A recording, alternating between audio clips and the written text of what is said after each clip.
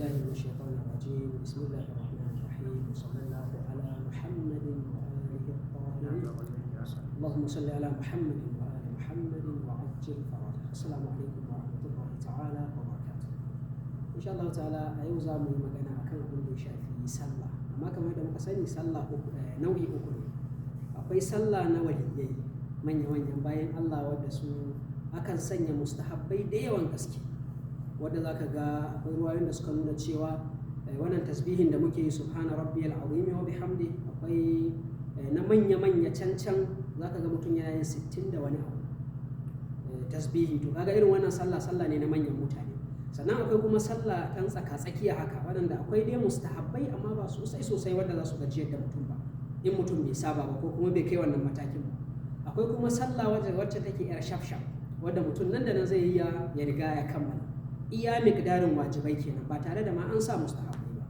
to ba za mu ɗauki wannan na farko ba ba za mu kuma ɗauki na ƙarshe ba za mu takaitu a na tsakiya wadda kenan sallah ce irin ta yau da kullun da aka saba yi wadda akwai dai mustahabbai amma kuma ba da yawa sosai ba sannan kuma ba a wadatu kawai da iya wajibi wadda kamar yadda muka sani sharuɗan abin da ya shafi tsarki dole ne mutum ya zama kafin ya zo maganar sallah ya kammala da waɗannan dole ne ya zama kuma jikinsa a tsarkake yake bayan ya yi alolan kenan kare zama da najasa a tufafinsa ko a jikinsa wannan in ya cika waɗannan sharuɗa to nan ne kuma fa kaga sai ya zo muhallin sallah ɗinsa to sannan a mazhabin ahlul baiti alaihi musallam dole ne abinda mutum zai yi sallah zai yi sujjada a kai ya zama da cewa in ma ya zama na ƙasa ne kamar irin wannan ƙasa ne aka kwaba sai ya zama da cewa an seta shi ta yadda zai zama daidai goshin mutum yana sujjada a kai to dole ne na farko mutum ya zama da cewa abinda zai sujjada a kansa ko ƙasa ko dangin ƙasa banda abinda ake ci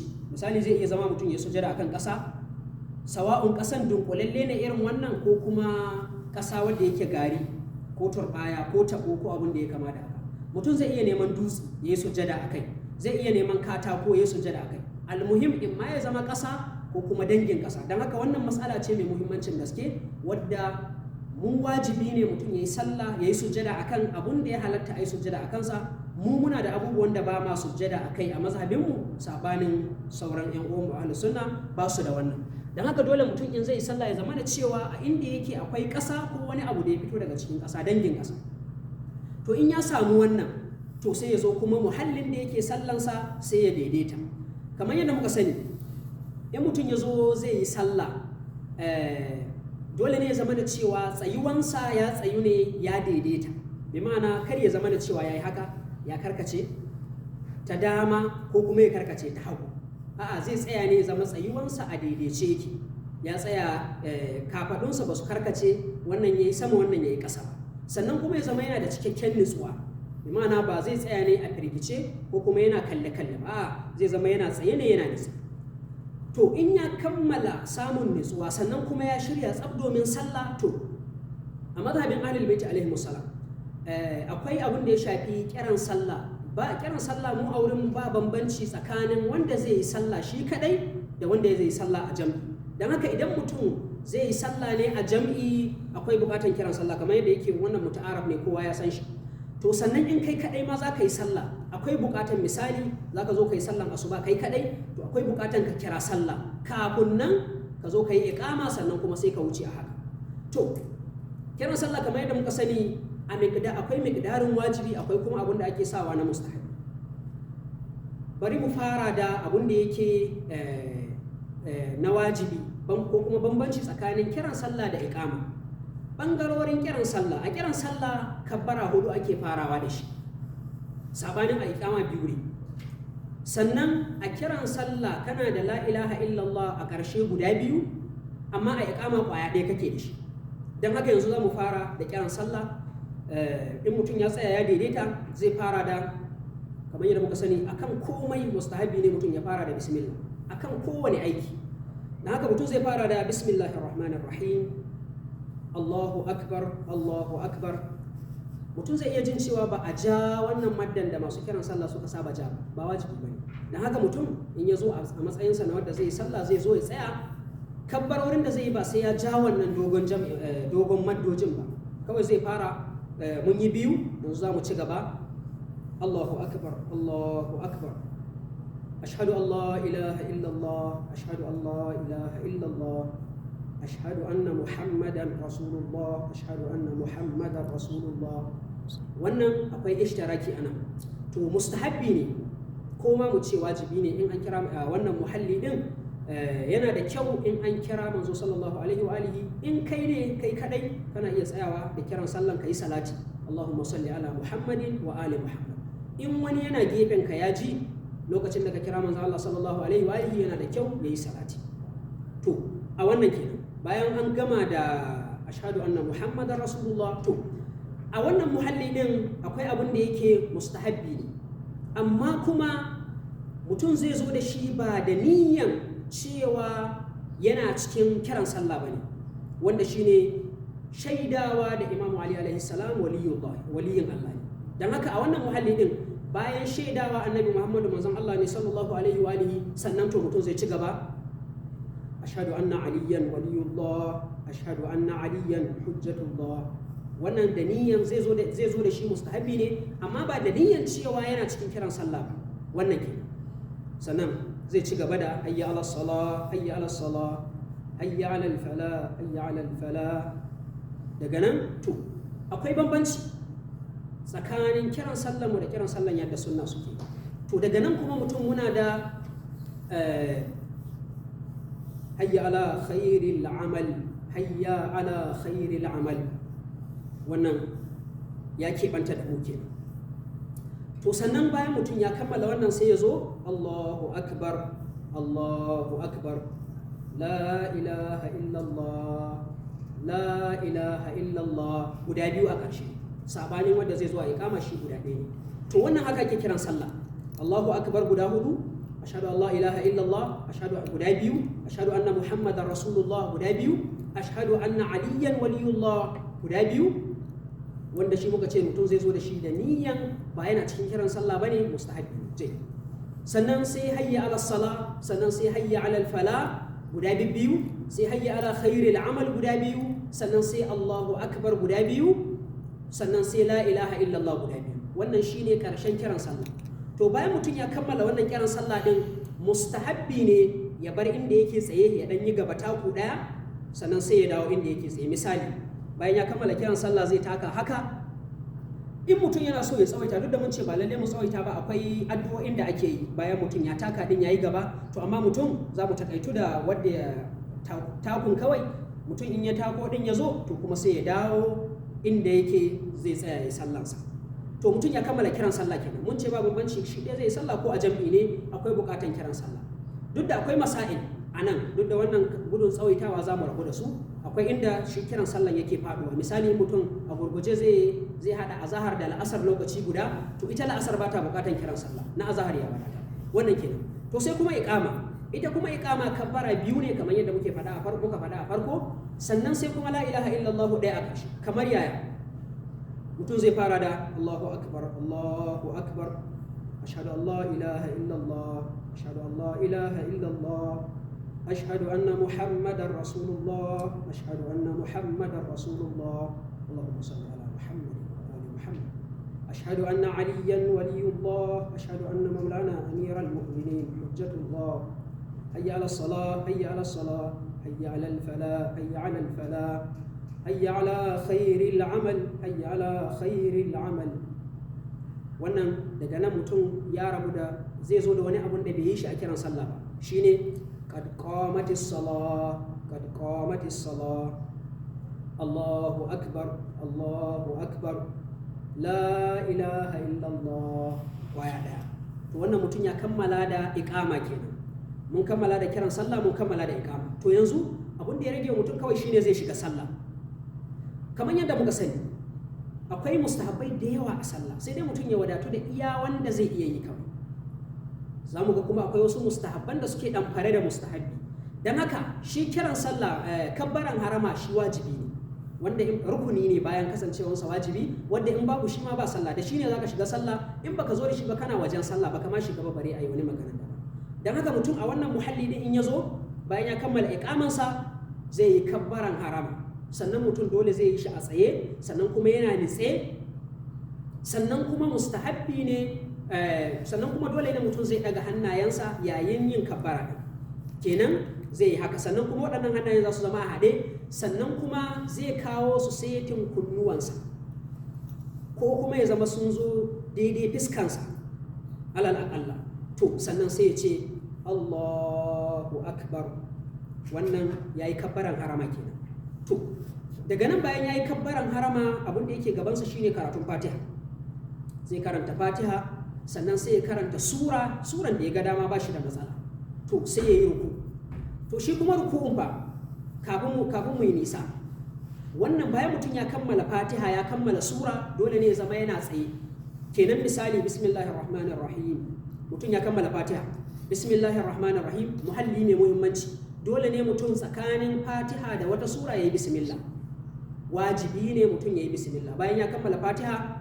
ghairil maghdubi alaihim waladdallin, bismillahir rahmanir rahim, sai mutum ya shiga suran da yake so. Misali ya dauki qul huwallahu ya kammala ta walam yakul lahu kufuwan ahad, yanzu me zai tafi ruku. To dole ne ya zama daga tsaye zai tafi ruku kenan, zai ce Allahu akbar, hannunsa zai zo sai kunnuwansa sannan sai tafi. To sannan ga namiji wannan tafin hannayensa zai dora akan gwiwoyinsa akan nan kenan yayin ruku, sannan ba nan ba kenan, ba kuma kama saman cinyansa zai yi ba kamar yadda wasu suke yi. A'a, nan tafin hannayensa bayan ya yi kabbara Allahu akbar na tafiya ruku'u zai tafi. To nan ya zama da cewa nan tafin hannayensa ya sanya su akan gwiwansa haka, ya zama da cewa ya kama gwiwansa, tafin hannunsa yana saman gwiwansa, sannan kuma yayin da yake ruku'un zai zama yana kallon tsakankanin kafafunsa nan, ba zai kalli gefe ko gefe saboda kar ya zama da cewa hankalinsa ya rabu da yawa. Tafin hannayensa zai zama yana kan gwiwansa, zai rike haka, ya zama da cewa nan ɗinsa ya shiga, ya yi ciki kenan, ya danna nan ya shiga. To wannan kenan abin da ya shafi ruku'u. To yayin da mutum ya yi ruku'u ya samu istikrari da nutsuwa a ruku'u, sannan kuma kar ya yi haka ya isa ƙasa kaman wadda zai isa ƙasa, a'a, sannan kuma kar ya yi haka ya zama da cewa kaman yana tsaye, a'a, zai daidaita ya zama da cewa bayansa ya yi seti, wannan kenan. To bayan ya yi ruku'u zai ce subhana rabbiyal azim wa bihamdihi Allahumma salli ala Muhammadin wa ali Muhammad, miqdarin wajibi kenan kwaya daya. Sannan zai iya yi sau uku, subhana rabbiyal azim wa bihamdihi, subhana rabbiyal azim wa bihamdihi, subhana rabbiyal azim wa bihamdihi, kwaya uku. To sannan zai yi salati ga manzo sallallahu alaihi wa alihi, wannan mustahabi ne, Allahumma salli ala Muhammadin wa ali Muhammad, sannan sai ya tashi. Ruku'u na farko kenan. To mutum wannan tsayuwan zai taso ya tsaya, bayan ya zo ya tsaya ya samu daidaito a tsayen, bi ma'ana ba wai ya zama da cewa ya yi haka kawai ya ɗan taso rabi sai ya wuce sujada ba, a'a, dole ne bayan ya kammala ruku'u ya tashi ya tsaya, ya zama da cewa ya tsaya ya daidaita ya nutsu. To sannan kuma sai ya tafi zuwa ga sujjada. To yayin da mutum zai tafi sujjada kamar yadda muka sani, hannayensa zai zama suna setin kunnuwansa yayin da zai sujjada kenan. Hannayensa suna setin kunnuwansa kamar yadda ya kai su setin kunnuwa a kabbaran harama ko yayin da yake kabbarori, to shi ma zai zama hannayensa kar ya zama yayi gaba da su haka, wurin sujjadansa kuma yana baya, kar ya zama ya makale su a kafada, a'a. Abin da ya hau kansa shine zai sanya hannayensa a setin kunnuwansa, ga kuma abin da ya inganta a yi sujjada a kansa sai ya zama ya yi sujjada. Sannan zai ɗora goshinsa zai ɗora a kan abin da zai yi sujjada wanda ya inganta a yi sujjada a kansa. Shi ɗora hanci a inda abin da yake wurin muhallin sujjada ba wajibi ba ne, don haka in dai goshinsa ya zo ya hau kan abin da ake ya inganta a yi sujjada a kansa, magana ya ƙare. Sannan kuma wannan hannayen ba makale su zai iya make su ba, a'a, zai buɗa su ne, mun gani haka, sai ya sujjada haka. To a wannan yanayi din hannayensa a buɗe, sannan kuma goshinsa yana kan abin da ya inganta a yi sujjada a kansa, sannan ya samu nutsuwa, hannayensa ba sa nan haka, ba zai yi haka ba, sannan kuma ba zai yi haka ba, a'a, zai zama suna setin kunnuwansa, sannan kuma a buɗe. Sannan to a wannan muhalli bayan ya samu nutsuwa zai ce subhana rabbiyal a'la wa bihamdihi, سبحان ربي الأعلى وبحمده سبحان ربي الأعلى وبحمده اللهم صل على محمد وآل محمد. To sannan sai ya taso. To bayan ya taso kuma yana da bukatar ya samu nutsuwa. Bi ma'ana ba wai ka san akwai wanda suke zuwa mutum yana tasowa sujada kawai haka zai yi sai koma. A'a, dole ne ka dawo ka zauna ka samu nutsuwa, ba gaggawa ake yi ba. In ka samu nutsuwa to sannan kuma sai ka sake yin kabbara kafin ka tafi sujjada kenan. Bayan ka taso daga sujjada ka zauna Allahu akbar, to sannan zaka koma sujjada aiko, to zaka koma faɗan Allahu akbar, sannan sai ka tafi sujjada ne. Sannan baya ga haka mustahabbi ne yayin da ka taso ka zauna, ka taso daga sujjada na farko ka zauna, zaka ce astaghfirullah rabbi wa atubu ilayhi, sannan sai ka tafi sujjada ne. Kaga wannan mustahabbi ne. Dan haka yayin da mutum ya yi sujjada na farko ya taso zai ce Allahu akbar astaghfirullah rabbi wa atubu ilai, sannan sai ta bi ma'ana kana sujjada na farko ka taso ka samu nutsuwa ka daidaita, to zaka ce astaghfirullah rabbi wa atubu ilai, sannan sai ka sake yin kabbara sai ka tafi sujjada na biyu. Kamar yadda muka faɗa a baya, ba mutum zai sa hannayensa a gaba ba kuma a baya ba, zai zama suna saitin kunnuwansa sannan kuma a buɗe haka. To wannan ke. Sannan sai abun da ya shafi kafa, ba laifi ya zama da cewa mun yi ishara zuwa gare shi. Kamar yadda muka sani yayin da mutum ya yi sujjada, kafansa saman kafansa nan, abun da ake da bukata shine ya zama da cewa kan yatsunsa su ne a ƙasa. Bi ma'ana bari mu gani kamar haka misali, in mutum yayin da ya yi sujjada ɗin nan kamar yadda aka faɗa ya yi sujjada a haka, to ya zama da cewa abin da ya fi shine ya zama da cewa kan yatsansa yana ƙasa. Bi ma'ana ba zai yi haka bane kamar yadda wasu suke yi, ba kuma zai yi haka bane shi ma kamar yadda wasu suke. A'a, kan yatsunsa zai sa a ƙasa, ya zama kan babban yatsansa yana ƙasa. Wannan yana da muhimmanci sosan gaske, saboda kamar yadda muka sani shi wuraren sujjada akwai tafin hannaye awalan, sannan akwai goshi, sannan baya ga goshi akwai gwiwoyi, sannan kuma sai wannan kan yan yatsu. Don haka yayin da mutum ya zo ya yi sujjada bai sa kan yan yatsunsa a ƙasa ba, to wuraren da ake buƙatan a yi sujjada da su guda 7 ba su cika ba, don haka sallansa ya samu gibi a cikinsa. To wannan yanzu kamar muƙaddara mun kammala raka'a ta farko kenan. To mutum bayan ya kammala raka'a ta farko ya yi sujjada na biyu, to kaga zai taso ya zauna. Bayan ya yi sujjada na biyu kenan ya taso zai zauna ya samu nutsuwa, sannan kuma sai ya miƙe. To a yayin miƙe wannan lokacin da zai tashi zai ce bi haulillahi wa quwwatihi aqumu wa aq'ud, bi haulillahi wa quwwatihi aqumu wa aq'ud. Wannan mustahabi ne. To sannan sai mutum ya tashi ya tsaya. Wannan ya kammala raka'a na farko kenan. Sannan sai kuma raka'a na biyu, kamar yadda ya raka'a na farko zai yi bismillah, ya zo da fatiha, sannan ya zo da sura. To wannan muhallin kuma bayan ya kammala fatiha da sura kenan a raka'a na biyu, kafin ya yi ruku'u nan ne muhallin kunuti. Yanzu kamar misali bayan ya kammala raka'a na farko ya taso din, yanzu me yake gabansa? Yana raka'a na biyu ne, zai yi bismillahir rahmanir rahim alhamdulillahi rabbil alamin zuwa ƙarshe. Misali ya dauki inna a'tainaka al-kautsar fasalli li rabbika wanhar inna shani'aka huwal abtar. Ya kammala yana nitse, ba wai yadda nake yi yana motsi ba. Ya kammala suratul kautsar yana nitse. To yanzu zai yi kabbara, zai ce Allahu akbar, mustahabbi ne. Sannan kuma sai ya daga hannayensa domin kunuti, domin yin addu'a kenan. To hannayen kuma zai zama suna haɗe ne haka, bi ma'ana ya zama ya daidaita su, sannan kuma su zama hannayen suna setin fiskansa, sannan kuma suna kallon sama. Za mu ga cewa akwai waɗanda in sun zo kunuti za ka ga wani yana haka, ya ɗaga hannaye sama, yana roƙo, yana addu'a. Sannan wani kuma za ka ga yana haka, shi ma ba haka ake ba. Mustahabbi, kaifiyan mustahabbi shine mutum ya zama na cewa ya haɗa hannayensa, ya daidaita su, sannan kuma ya zama hannayen suna kallon sama, sannan kuma suna setin fiskansa. To sannan sai roƙi abin da zai roƙa, rabbana innana zalamna anfusana fa in lam taghfir lana wa tarhamna lanakunanna minal khasirin. To wannan duk addu'an da ya ga dama zai iya yi, zai roki abin da yake da bukata a wurin Allah na duniya da na lahira, ko menene bukatansa zai faɗa, sannan kuma sai ya tafi zuwa ga ruku, ya kabbara ya tafi zuwa ga ruku. In yayi ruku yayi sujjada guda biyu, sannan sai kuma bayan ya kammala sai ya zo zaman tahiyya.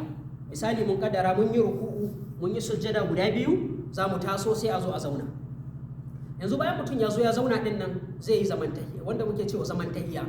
To sannan shi zama din kansa akwai mustahabbi, wanda zaka ga wani in ya zo zaman tahiyya din abin da yake yi shine yana haka, sai ya zama na cewa yayi haka, ko kuma kowa da irin zaman da yake, wani ma ya bude kafa, kowa da yadda yake. To abin da yake mustahabbi shine ya zama na cewa a kafa muna da saman kafa, sannan kuma muna da cikin kafa. Ina fata ya zama an fahimta. To dole ne ya zama na cewa ka sanya wajen kafanka na dama akan cikin kafanka na hagu, kamar yanzu haka kenan za ka sanya, sai ya zama na cewa irin wannan zaman za ka yi. To yayin da mutum ya zo zaman, yaya ake abinda ake cewa tashahhud, wadda a sunna suke cewa tahiyya, tunda suna cewa ne su at-tahiyyatu lillahi, to shi yasa sai ake ce masa tahiyya. To mu kuma abinda muke da shi shine tashahhud. Yaya tashahhud din nan yake? Tun bayan ya taso daga sujjada na biyu zai yi tashahhud kenan, zai ce ashhadu an la ilaha illallah wahdahu la sharika lah wa ashhadu anna muhammadan abduhu wa rasuluhu allahumma salli ala muhammadin wa ali muhammad. Wannan ya kammala tashahhud kenan, miqdarin wajibi. Ya shaida wa Allah, sannan kuma da tauhidi, sannan kuma ya shaida wa manzon Allah sallallahu alaihi wa alihi da risala. Wannan shine miqdarin wajibi. Sannan kuma sai sauran mustahabbai da za su iya biyowa baya, wannan saboda gudun tsawaitawa la'alla a nan gaba za mu yi bayani a kansa, ko kuma a wasu karatuttukan na daban insha Allah ta'ala. Sannan bayan mutum ya kammala abin da ake cewa tashahhud, in asuba ne ya riga ya kammala sallansa kenan, abin da ya rage masa bayan tashahhud din nan shine zai ce assalamu alayka ayyuhan nabiyyu wa rahmatullahi wa barakatuh. Sannan assalamu alaina wa ala ibadillahi salihin assalamu alaikum wa rahmatullahi ta'ala wa barakatuh. Shikenan ya kammala sallan asuba. In kuma sallan magariba ne fa, to kaga zai tashi, sai zama ya miƙe, zai kawo raka'an ƙarshe na magariba. To sannan a wannan muhalli din kuma a mazhabin Ahlul Bait alaihi salam mutum yana da zaɓi, in ma ya zama da cewa a raka'an ƙarshe na magariba ko kuma raka'o'i biyun ƙarshe na azahar ko la'asar, mutum yana da zaɓi, ko na isha, in ma ya karanta fatiha, bi ma'ana bayan ya taso ya yi tashahhud ya taso zai kawo raka'a na uku, yana da zaɓi, in ma ya ce bismillahi wa billahi, yana da zaɓi, in ma ya karanta fatiha kamar yadda muka sani, bismillahir rahmanir rahim alhamdulillahi rabbil alamin arrahmanir rahim zuwa ƙarshe.